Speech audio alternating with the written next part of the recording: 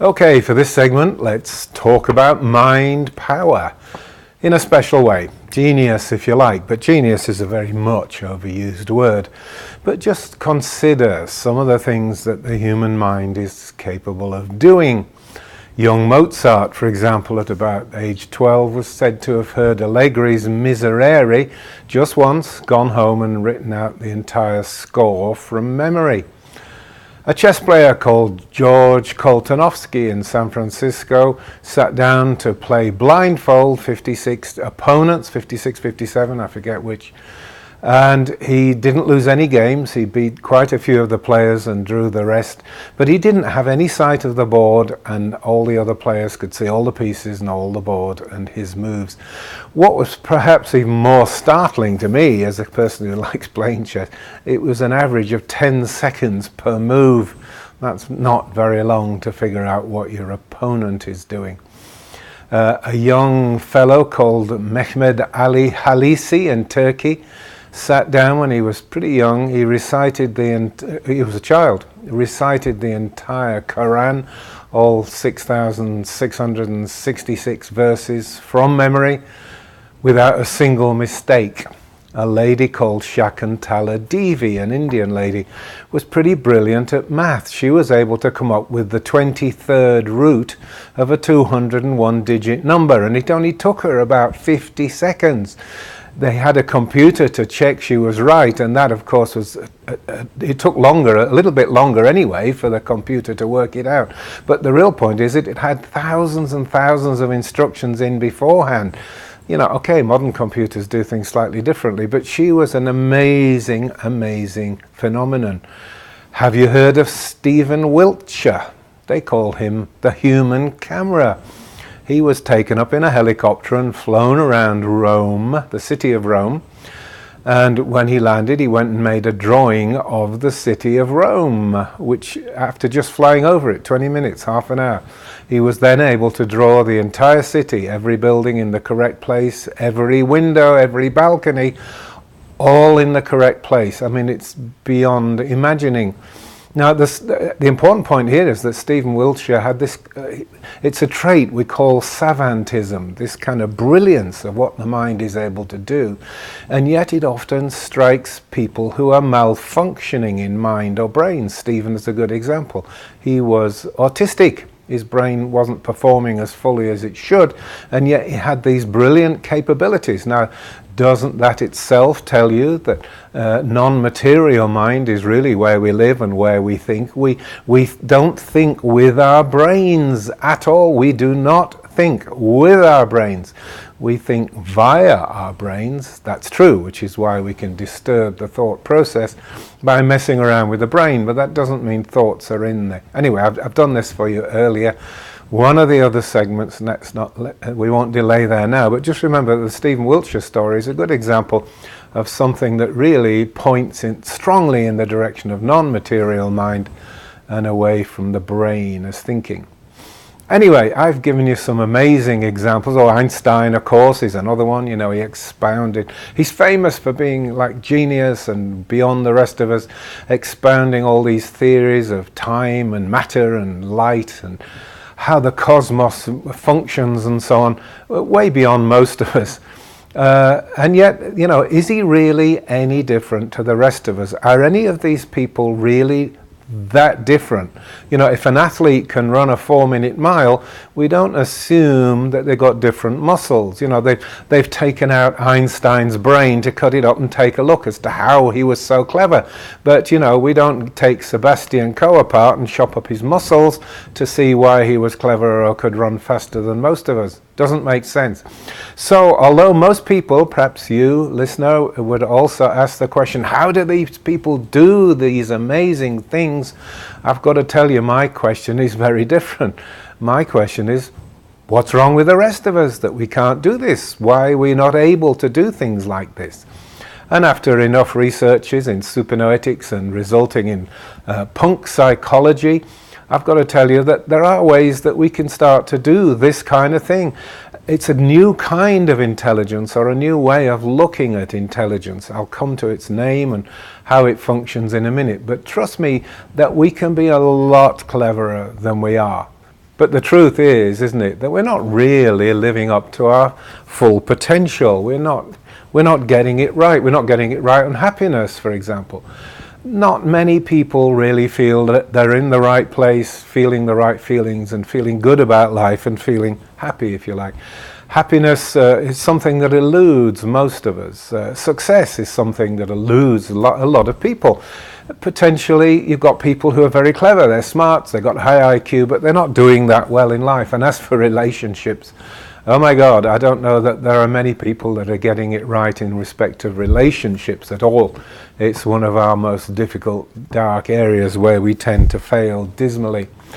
The fact is, isn't it, if you look at our lives, there are lots of times when we did things that we regret and we wish we hadn't.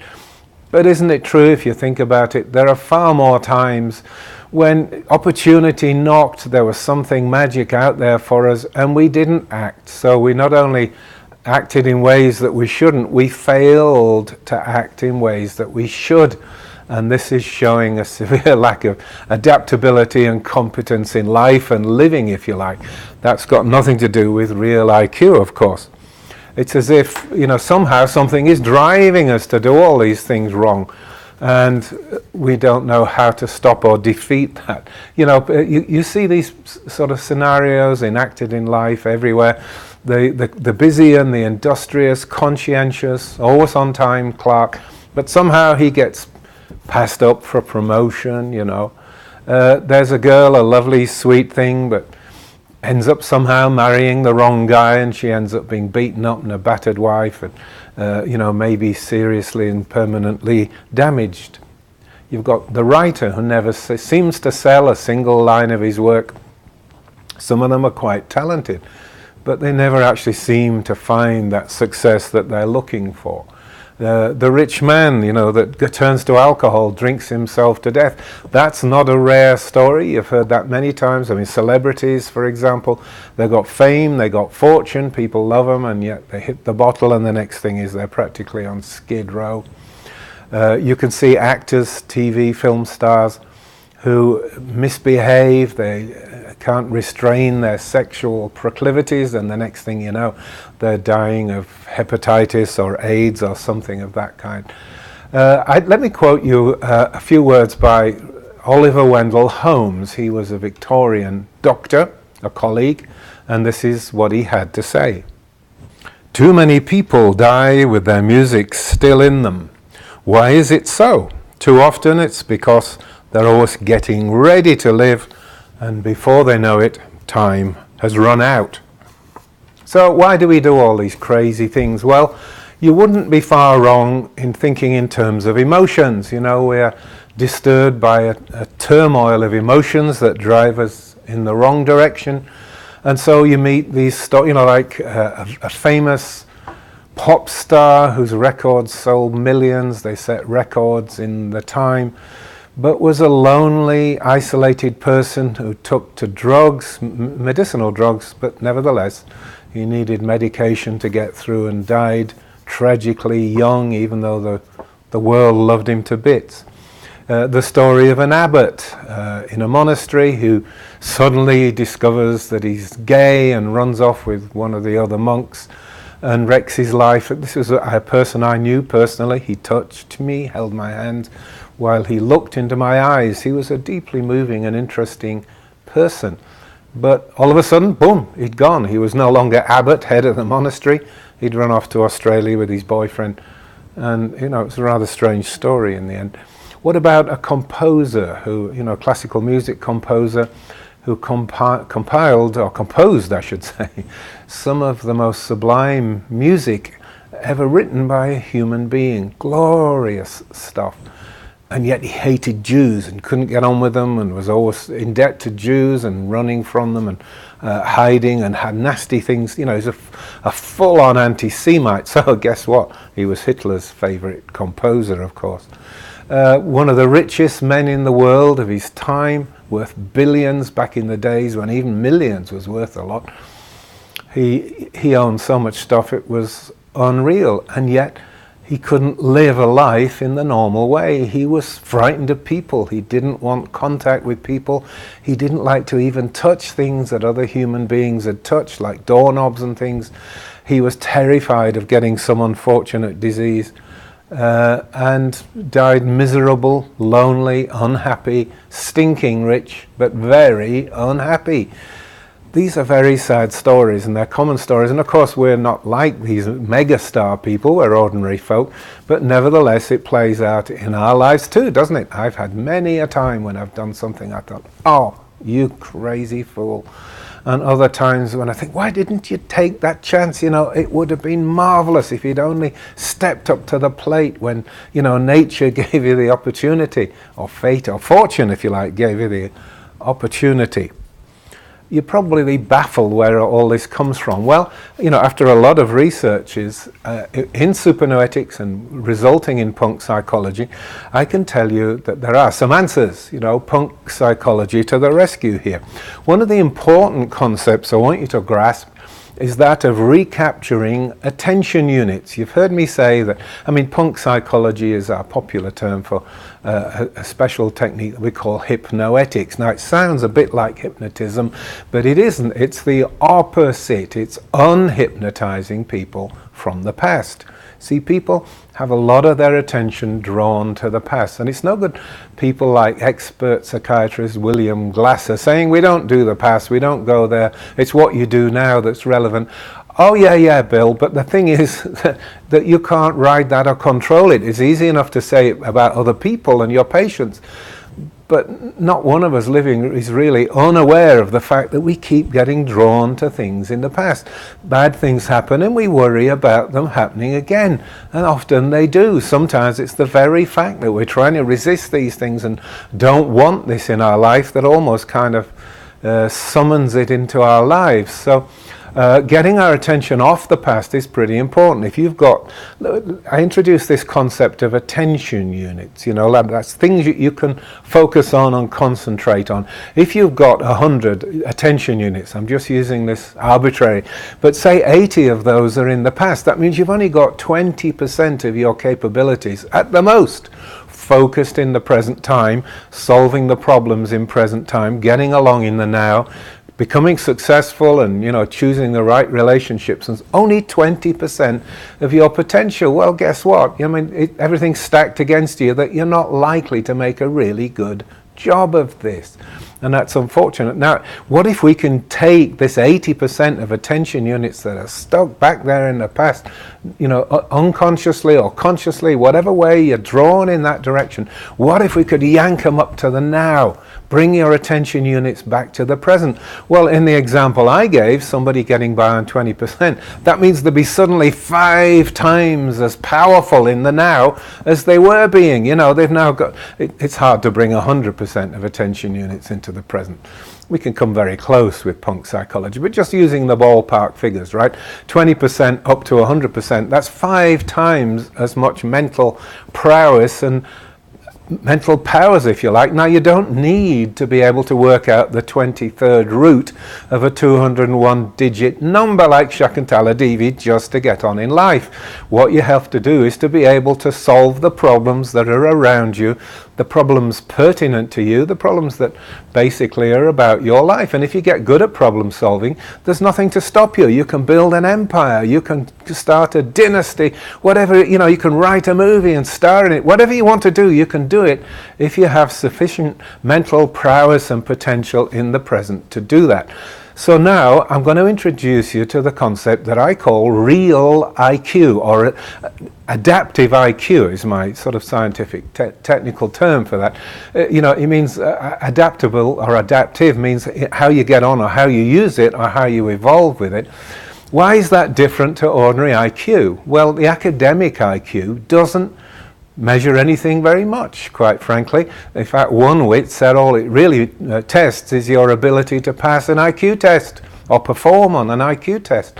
And that's probably true. It has little or no relevance in life. They don't believe, for example, they think it's fixed, so that's why they measure it. We know it builds up in early life and teens, and then from 20s onwards it declines, so they say. But they say it can't be changed. Well, we know it can be changed for the worst. If you've ever been out and got roaring drunk at a party, next day you'll be well aware that your IQ's gone way down. And when you sober up and get cleaned up and do all the right things, of course your IQ will recover. Slightly tongue-in-cheek, but I'm suggesting it's not maybe as fixed as they think it is.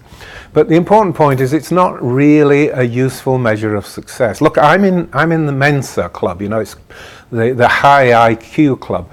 And all of us members have to have a certain minimum IQ. It's quite high, average is 100. You've got to be over 140, which, very few people pass 160, and very, very few, I think, would get beyond 180. So 140, 150 is a jolly good score. It's pretty smart, right?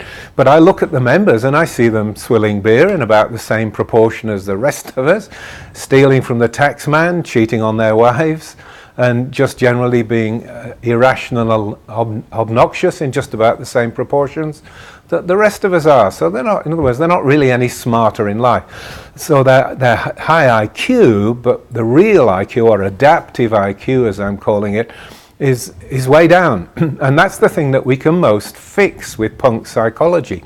We can dramatically raise a person's real IQ, that is the IQ of success and the IQ of getting on in life and making the right choices. The most fundamental way we do that, as I say, is to get a person's attention units back into the now.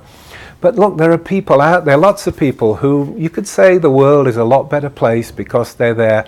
They wouldn't necessarily score high on an IQ test. They're not necessarily college material, or they'd graduate. They wouldn't necessarily graduate if they did. Listen, we all know stories of people who didn't make it through college, right? And they succeeded in life.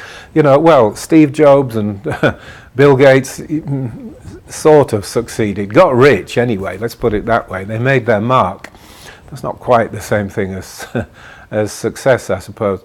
But I can think of my own dear father, for example, who was a farm labourer in England just after World War II.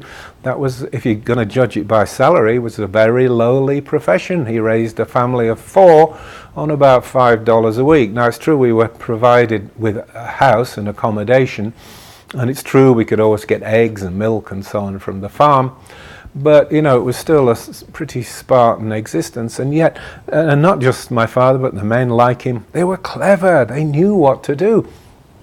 They understood weather, so they were meteorologists. They understood plants and crops, so they were botanists. They understood animals. They were veterinarians. They knew how to fix things.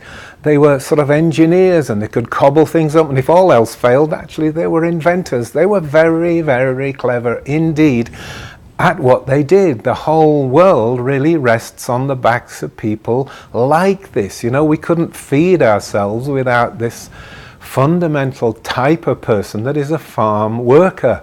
A farm, not the owner. I mean, some of the farm owners were pretty useless, some were pretty clever, but the guy on the job, that was delivering the calves, milking the cows, that was raising the crops and helping to harvest it, doing the husbandry around the farm and, repairing machinery and so on. These are the stalwart characters on which it's all built. And that's what I mean by adaptive intelligence. For adaptive intelligence, my dad was probably bordering on genius, and yet he left school when he was 12. He had to leave school and go work for the family, and so that he could make ends meet. So you see what I'm saying here? I'm calling the technical term I devised is adaptive IQ. That's quite within the ordinary scientific thinking would use an expression like that. Real IQ, in other words, what really counts in life. And we can raise that by punk psychology. We get a person's attention into the now. We untangle all that garbage in the past that results in bad emotions, negative, self-destructive, behaviors and crazy thoughts, all that bad stuff that people do, we can untangle that with enough skill and enough patience. And I'm talking permanently, by the way. I'm not talking just tapping and saying, I feel good, I don't have this problem anymore. I mean, you've found out where it came from and you've eradicated the origin or cause of the problem. And that brings me finally to just another important concept in this, which is what we call unknownness. A person can only really get into trouble with things that are unknown.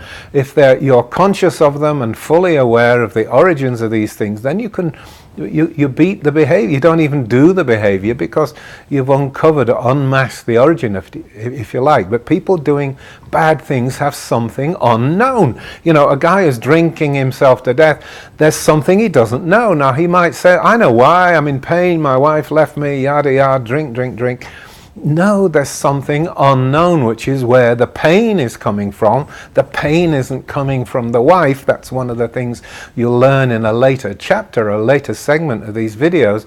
In punk psychology, nobody does emotions to us or behaviors to us. We do it to ourselves in response to something. So there's something unknown in that alcoholic's mind that is driving him to seek that as a solution and use it as a clumsy, rather stupid, rather self-destructive solution. Anyway, you'll find out as you go through these videos and learn this technique, practice it, and become even half good at doing punk psychology and helping people, that you can change all this. We can take charge of things so that the unknownness vanishes, it emerges into the known. Listen, if you've got a dark black area of memory and persistence in your mind, something ugly and unpleasant that happened to you that's influencing your present, you don't want to look at it, you don't want to go there. That's one of the problems, of course. We have to learn how to bypass that self-protective mechanism. Actually, it's easy, and I have all the solutions for you. I have everything you need. But what will eventually happen is all the blackness is stripped off, the unknownness vanishes, and it reappears as what I call clean and useful memory. If you want to think of it, basically what we're doing is reclassifying it as information. It's now just information. Better ways to get along with women, better ways to have relationships and so on. Okay, some very important concepts in this section.